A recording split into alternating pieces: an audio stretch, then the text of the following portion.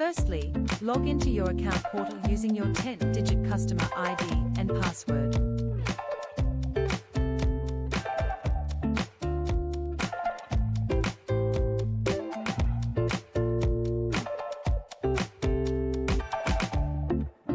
Now, click on Service Number Management.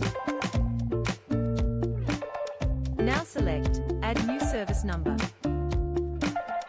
To begin your transfer, click Transfer an existing 1300 or 1800 number. From the drop-down, under Transfer Type, select Existing Telco Transfer, then type in the number you wish to transfer, followed by the name of your current telco and your account number.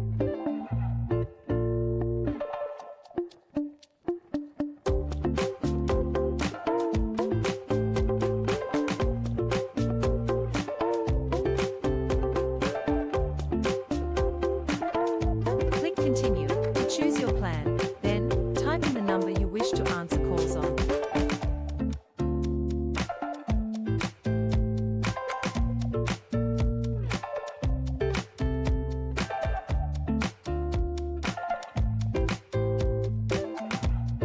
Finally, select Activate Service.